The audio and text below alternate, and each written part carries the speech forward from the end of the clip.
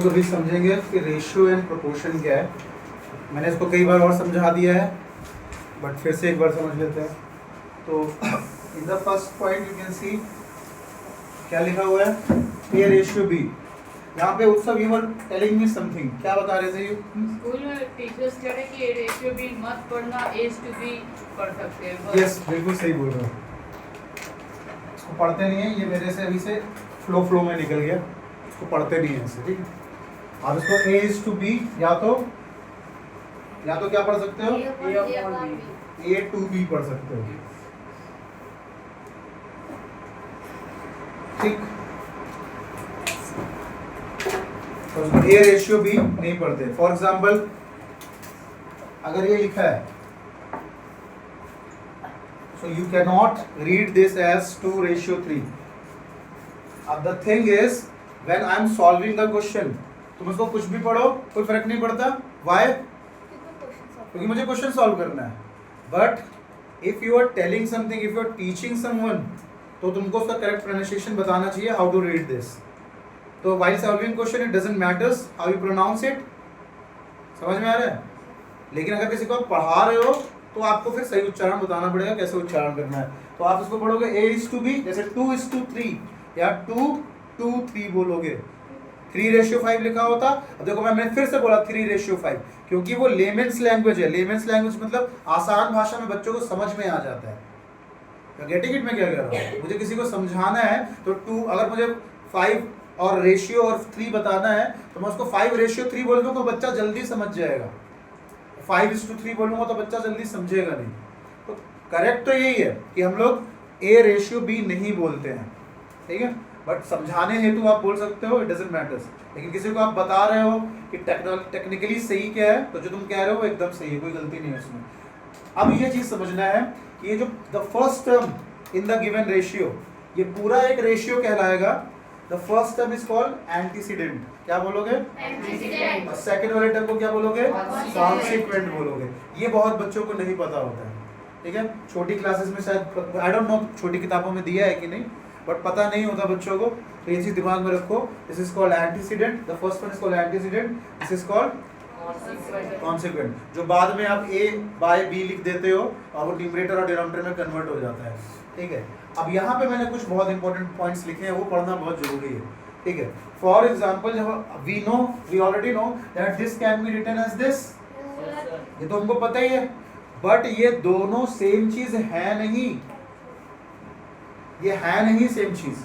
देखो यहाँ पे मैंने एक पॉइंट मेंशन करा होगा कि a/b is read as a over b, a divided by b. That means this can be written as this. But दोनों को मुझे बोलना कैसे है, there is difference in that. ठीक है? This is a is to b and this is a over b. Understood? This is a is to b, this is a over b. हम लोग को जब सॉल्व करना होता है क्वेश्चन, तो रेशियो को हम लोग डिवाइड में कन्वर्ट कर देते हैं, लेकिन दोनों का उच्चारण, दोनों का बोलने का तरीका सेम नहीं है। Getting it? क्या बोल रहा हूँ मैं? कंफ्यूजन तो नहीं हो रही ना? करना वही है भैया। ये मत सोचना कि ये सब ज्ञान मैंने दे दिया तो आपको, आप सोच रहे हो डिवाइड नहीं करना है। ऐसा कुछ नहीं बोल रहा हूँ मैं, डिवाइड ही करना है। बट मैं कह रहा हूँ उनको बोलने का तरीका अलग है। Check this point. Ratio is the comparison between two quantities. ये मैंने कई बार पढ़ा है। जब भी मैं पढ़ाता हूँ तो मैंने बोला है कि if you will check NCERT of class 8, there is a chapter given which is called comparing quantities. उस चैप्टर में तुम्हें रेशियो मिल जाएगा, प्रोपोर्शन मिल जाएगा, परसेंटेज मिल जाएगा, सिंपल इंटरेस्ट मिल जाएगा, कंपाउंड इंटरेस्ट मिल जाएगा। बहुत सारी चीजें उस चैप्टर में इंक्लूडेड है। I have told you many times, ये बहुत बार बताया है, क्योंकि हर चैप्टर में हो क्या रहा होता है, कंपैरिजन हो रहा होता है। क्या हो रहा होता है?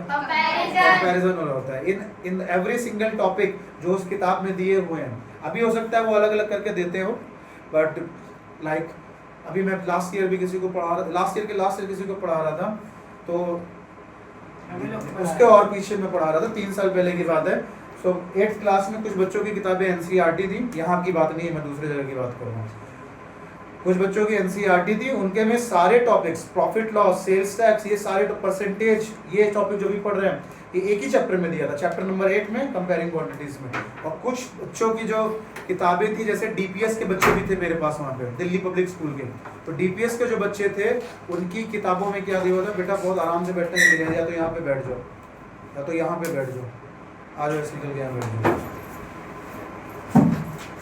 पेज हिल गया। कौन से पेज में?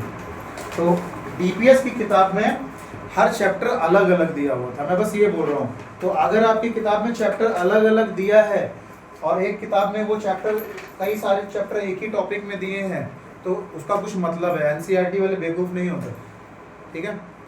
ये सारी चीज़ हर चैप्टर में परसेंटेज में आप कंपेयर करते हो चीज़ों में, इसमें भी कंपैरिजन करना है। तो वही चीज़ यहाँ पे लिखा है कि ratio is the comparison between two quantities. वो क्वांटिटी ए और क्वांटिटी बी में कंपेयर कर रहा है, ठीक है, समझ में आ रहा है। तो आप कह सकते हो या तो वो दो नंबर में कंपेयर कर रहा है या तो वो दो अमाउंट में कंपेयर कर रहा है, ठीक है। अब इसको आगे देखो, यहाँ तक समझ में आ गया। The main purpose of the ratio is to show the relationship between two numbers और amounts, because A and B can be anything, it can be anything, it can be quantity of certain thing, it can be amount of certain thing, कुछ भी हो सकता है। और भी तो कुछ भी हो सकता है ना भाई, P और B भी कुछ भी हो सकता है, कुछ भी, any variable you can take, understood। तो यहाँ पे फॉर एग्जांपल ये जैसे लिखा है 3:5, तो इसका मतलब क्या है, 3 parts to 5 parts, ठीक है। फ्रैक्शन के फॉर्म्स में अगर हम इसको कन्वर्ट करके बताने की कोशिश करें तो कहने का मतलब है 5 भाग में से 3 भाग, समझ में आ रहा है। टोटल कितने भाग हैं, 5 भाग हैं, उसमें से कितने ले लिए, 3 ले लिए, ठीक है। अब यहाँ पे नोट में क्या लिखा है, हमने लिखा है A:B is a ratio but A/B is a fraction और डिवीजन। आप A/B को आप A:B तो नहीं बोल सकते ना। सो टेक्निकल टर्म्स में इसको आप कन्वर्ट करते हो इसमें, but they both are not same thing, understood. नहीं समझ में आया, बोलो आ गया। Yes sir. Yes sir. करना वैसे ही है जो लिखा हुआ है, लेकिन बस उनको बोलने का तरीका अलग है। फिर यहाँ पे बोल रहा है A/B is read as A/B, तो बस मैं बताना इतना चाह रहा हूँ, इसको पढ़ोगे A:B, इसको पढ़ोगे A/B या तो A/B पढ़ोगे, ठीक है। अब 4th पॉइंट में क्या बोल रहा है, while a ratio A:B can be represented as a fraction। देखो वही पॉइंट जो मैंने बोला वही लिखा हुआ है, कह रहा है कि आप A:B रेशियो को रिप्रेजेंट कर सकते हो फ्रैक्शन में। क्यों करेंगे, to calculate its value, they are not read in the same way. यहाँ पे आप इसको रेड बोलोगे, रीड नहीं बोलोगे, ठीक है, read read, but they are not read in the same way in their symbolic forms. इस पॉइंट का क्या मतलब है, वो कह रहा है कि जब चूंकि हम इसको ऐसे लिखते हैं, हम इसको इस फॉर्म में लिख देते हैं, but they are not read in the same way when they are written in their symbolic form. अपने सिंबल्स के रूप में जब लिखा होता है तो आप उसको रीड अलग तरह से करोगे, लेकिन वो कैलकुलेशन करने के लिए इक्वल है एक तरीके से।